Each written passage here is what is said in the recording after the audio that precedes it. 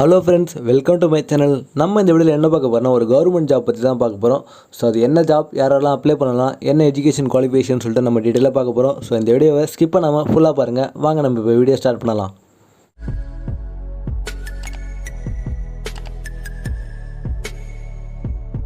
So இந்த job வந்து ஒரு கவர்மெண்ட் ஜாப்.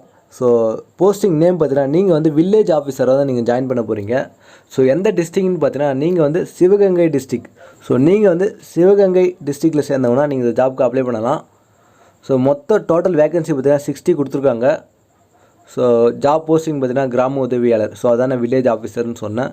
கல்வி தகுதி பார்த்தீங்கன்னா அதான் எஜுகேஷன் குவாலிஃபிகேஷன் பார்த்தீங்கன்னா ஸோ நீங்கள் வந்து 5th முடிச்சிருந்தாலே போதும், 5ஆம் வகுப்பு படிச்சிருந்தாலே போதும், பாஸ் பண்ணியிருந்தால் போதும்.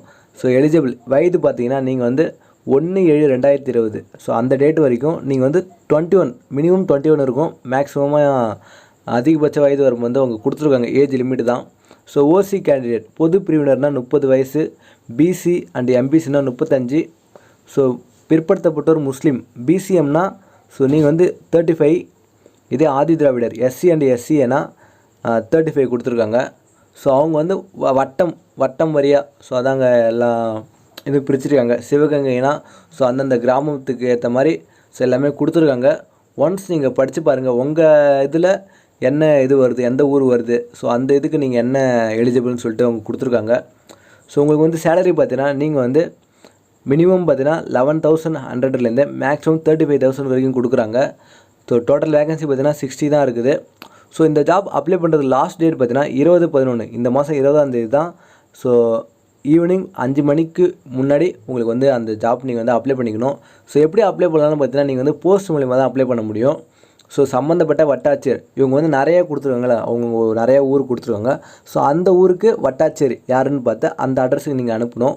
ஸோ கண்டிஷன் என்ன கொடுத்துருவாங்கன்னா மனுதாரர் விண்ணப்பிக்கும் கிராமத்தில் வட்டத்தில் இருக்கும். ஸோ நீங்கள் அப்ளை பண்ணுறது அந்த டிஸ்ட்ரிக்டில் இருக்கணும், இல்லை அந்த வட்டத்தில் இருக்கணும். ஸோ அதை பார்த்துக்கோங்க.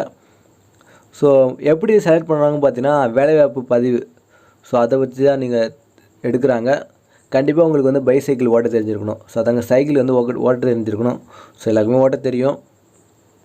ஸோ அப்ளை பண்ணுறவங்க ஸோ உங்களோட ஃபோட்டோவை வந்து இதில் வந்து அட்டாச் பண்ணுற மாதிரி இருக்கும். ஸோ வேறு என்னென்னு பார்த்தீங்கன்னா நீங்கள் வந்து போஸ்ட் மூலிமா தான் அப்ளை பண்ண முடியும். ஸோ எதாக இருந்தாலும் நேர்முக தருவ. ஸோ உங்களுக்கு வந்து நீங்கள் செலக்ட் ஆகிட்டிங்கன்னா உங்களுக்கு வந்து லெட்டர் அனுப்புவாங்க. ஸோ இது வந்து ஒரு கவர்மெண்ட் ஜாப். ஸோ மிஸ் பண்ணிடாதீங்க. ஸோ இந்த வீடியோ உங்களுக்கு பிடிச்சிருந்தா ஒரு லைக் கொடுங்க. அப்படியே உங்கள் ஃப்ரெண்ட்ஸ்க்கு இந்த வீடியோ ஷேர் பண்ணிவிடுங்க. இந்த ஜாப் வச்சு டவுட் இருந்தால் கமெண்ட் பாக்ஸில் கமெண்ட் பண்ணுங்கள், நான் உங்களுக்கு ரிப்ளை பண்ணுறோம். தேங்க்ஸ் ஃபார் வாட்சிங்.